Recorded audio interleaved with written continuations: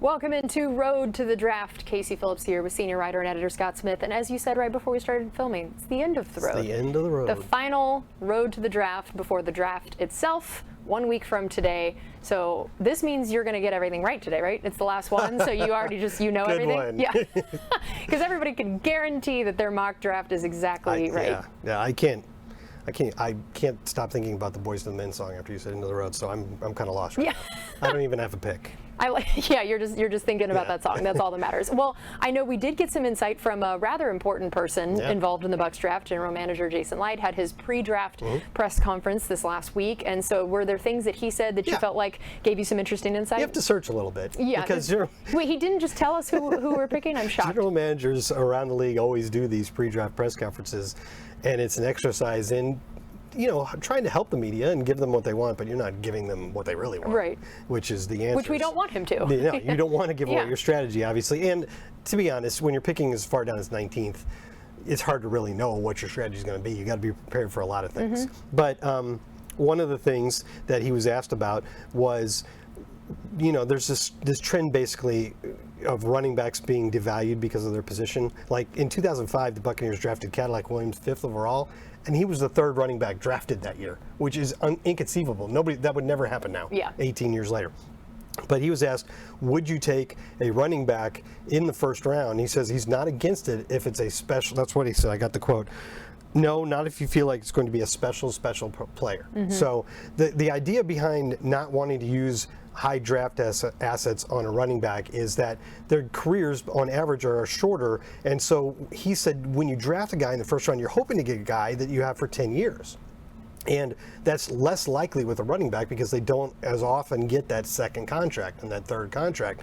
So would you still want to take a running back knowing that you probably aren't getting a 10-year player?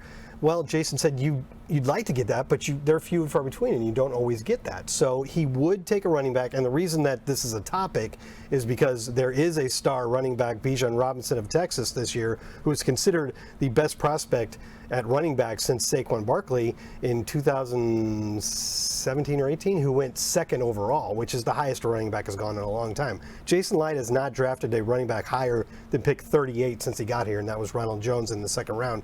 And so this would be a departure from what we've done. But he said if it was a special player, he's not against it. A lot of people think Bijan Robinson is a special player. Will he be there at 19? We'll see. He's probably one of the best 5 or 10 players in the draft, but because he plays running back, he'll probably slip out of the top 10, maybe not. But if he's there at 19, after hearing what Jason said, you have to think it's a possibility. Yeah. And it would be exciting. It would. Yeah, everybody loves when there's some of those position players that get taken. I mean, I think we're all very happy about Rachaad White and think he's going to do great. And so Ness isn't necessarily the hugest position of need, but if you have a chance to add a player that's good, that is that good. I mean, Barry Sanders went 3rd overall in the draft. He went because the first 2 teams felt like they didn't need a running back. About 3 years after that, I bet they all wish they had had Barry Sanders. Yeah, that's very true. In terms of position of need, one of the ones that we've talked about has been just offensive line in general, but specifically tackle. And I know Tristan Wirfs spoke this last week as well, and there's been debate about, is he a right tackle? Is he a left tackle? What does this mean He's for the getting draft? ready for both. Yeah, just be ready for all the things. So do you feel like you've gleaned anything from what he said or what the team has said that makes you think that a tackle would be something that the team would consider? Well, he said, Jason Licht to that question said, tackles are very hard to find.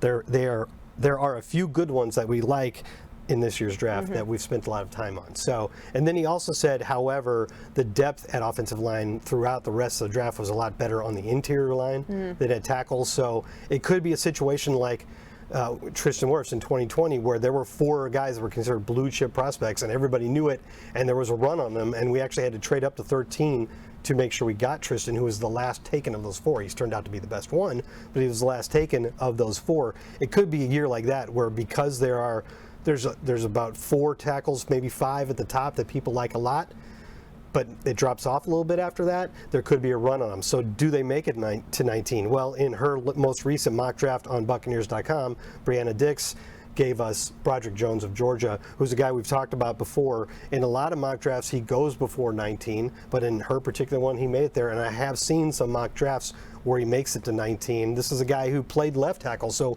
if you draft Broderick Jones, you're probably leaving Tristan Wirfs at right tackle, which, is a little bit easier, right? We know he's good at it. Yeah, we know he's fantastic at it. So Broderick Jones is a guy that is on the Bucs' radar, I would imagine. They probably have really studied very hard, as Jason Licht said, the top 4 or 5 offensive tackles, and you don't know if they're going to be there, but you're prepared to move on them if they are. Okay, and then I know that as you get closer to the draft, theoretically the mock drafts start to, you think so? Decide a little bit more on one thing. They get a little clearer that the first mock drafts that come out are all over the place, Yeah. no two agree on anything, and then they start to all kind of get a little bit more of a consensus. Do you feel like, what is something you've seen in a lot of them that it's starting to look like, ooh, maybe there's some merit to this? Yeah, I mean, you've seen a lot of Brian Branch,